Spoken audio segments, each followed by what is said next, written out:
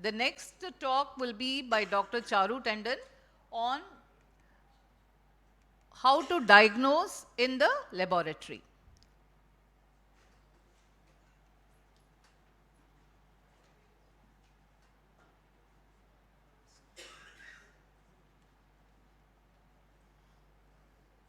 All right.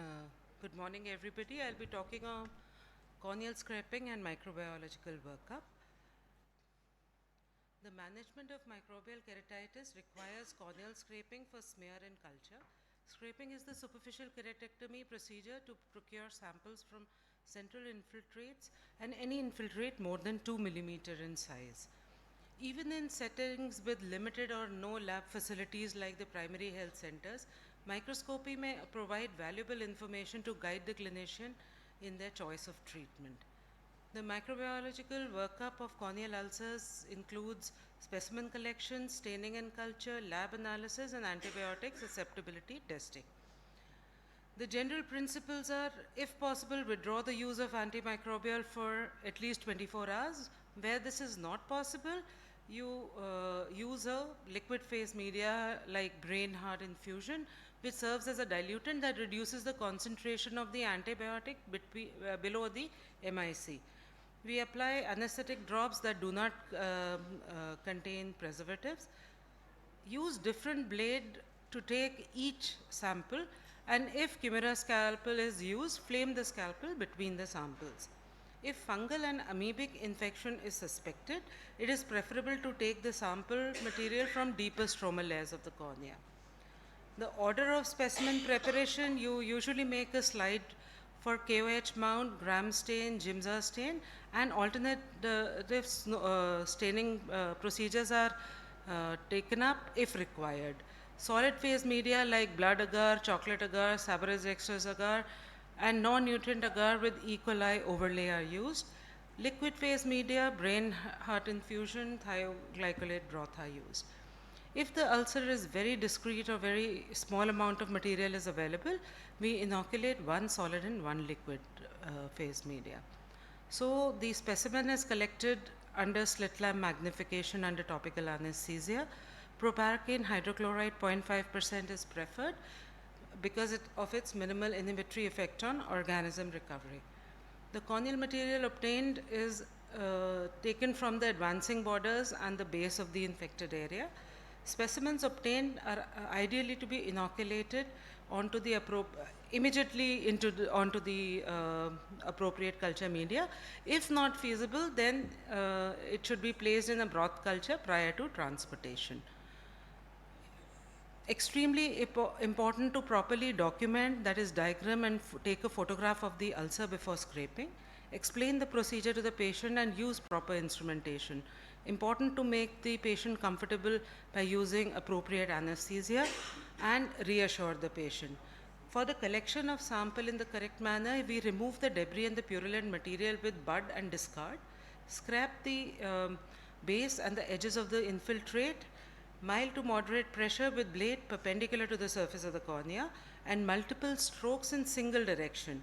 We avoid the areas of thinning and never use the tip of the blade. So transfer the sample to the glass site for direct smears. We use sterile glass slides pre-marked with glass pencil on the undersurface in the center of the slide. Ensure that the marked slide has an identification number and name. So make an ideal smear. So for gram stain, the smear should be as thin as possible. For KOH wet mount, smear in the center of the slide, place 1 drop of freshly prepared 10% KOH and immediately cover with the cover slip. For identification of fungi, calcifer white can be used if you have access to a fluorescent microscope. Additional smears like Gimsa and acid fast smears are taken when necessary. In special situations like uncooperative patients, you can plan the procedure under local anesthesia. In very uncooperative and pediatric patients, you can even take them under general anesthesia. If there's an associated desmotocele, you avoid scraping, and if absolutely necessary, you take them under local anesthesia. So if required, you can use a tissue glue and bandage contact lens if required. For deep-seated infiltrate, skin biopsy punch or trephine may be used to take the specimen. You cut the specimen into half, send half for microscopy and half for histopathology. Alternatively, you can lift a flap and take the scraping from the base, and you can reposition the flap by using glue. So then staining of the specimen helps in broad categorization of the pathogen. The smear is applied to the clean slide as said in a thin layer. The fixation is preferably done with methanol 95% or cold acetone, or otherwise you can heat fix it. Commonly used stains, as I said, are grams, Gimsa, acid fast. PAS, GMS can also be used to identify fungi. Acanthamoeba can be identified with calcophore white, acridine orange, PAS, H&E, even with grams and Gimsa. So for gram stain, which is most commonly used, sensitivity is 55 to 79%, can be used to distinguish bacteria from fungi also. And gram positive bacteria appear bluish purple, while gram negative appear pink. So the specimen is first, the crystal violet is applied for a minute, then it is rinsed, then iodine is added, which acts as a mordant, and then it is decolorized with an alcohol wash. The counter staining is done with safranin or dilute carbol fusion. So this we have already discussed, the bacteria, and this is gram positive cocci in pairs, diplococci. Here gram negative, gram positive cocci in pairs are seen here, and here gram positive cocci are seen in clusters. Gram negative bacilli, most commonly it's Pseudomonas, which is the causative organism in keratitis. Here gram stain showing Acanthamoeba cis. The acid-fast Z. Nielsen stain, so you use primary staining with strong carbol fusion is done for 30 seconds. You heat it, so heat fix the slide, and then decolorization is done with acid alcohol for 15 to 20 seconds, and then counter staining is done with methylene blue.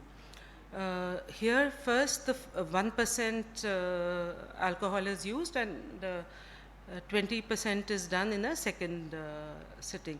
So here beaded filamentous bacilli are seen. If these are seen with only 1% acid-fast staining, it is typical of Nocardia species, and if they stain with 1% and 2%, then mycobacteria is likely to be the causative organism. This is branching gram positive and variably acid-fast Nocardia, and the second slide is showing mycobacterium stained pink with acid-fast staining. For KOH wet mount, you freshly prepare 10% KOH, put 1 drop on the specimen, you place the cover slip. First you observe under 5x.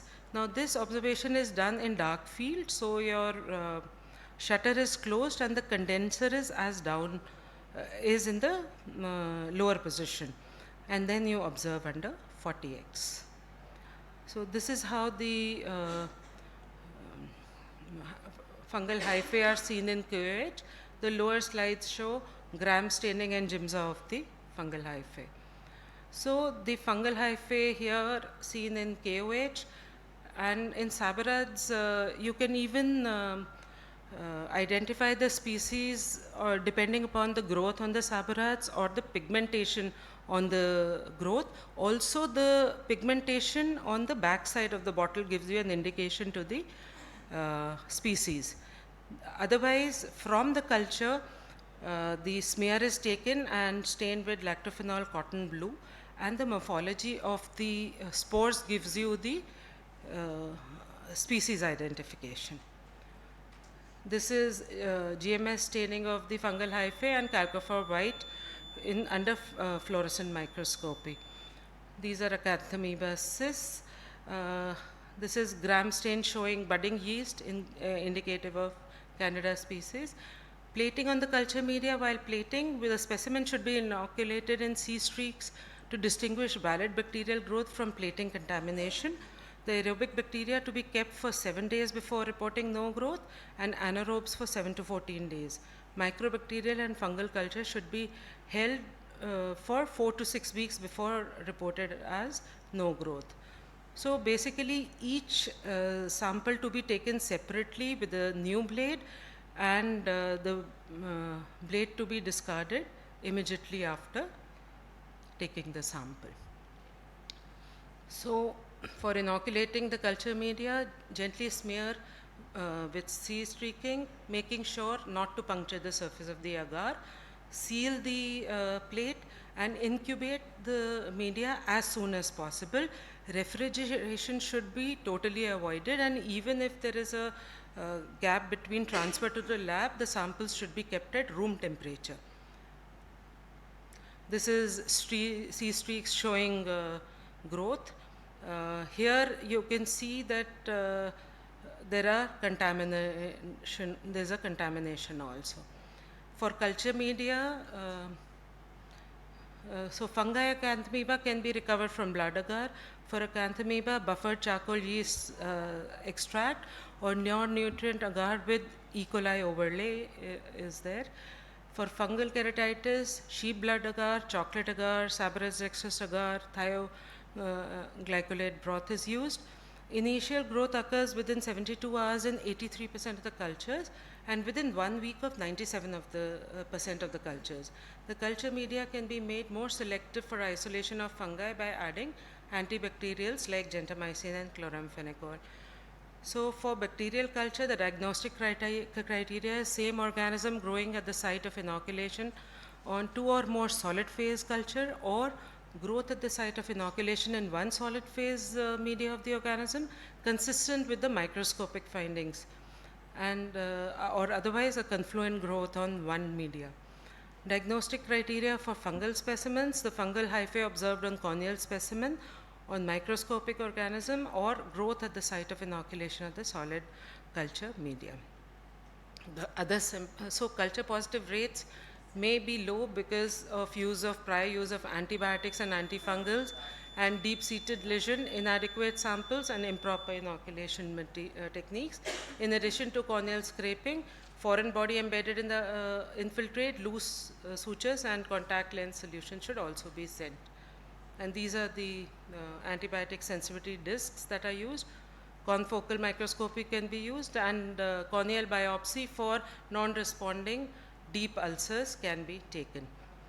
Based on the spear, the antibiotics are given, and these are the various media available and the duration for which they should be kept ideally before labeling a sample negative. Thank you.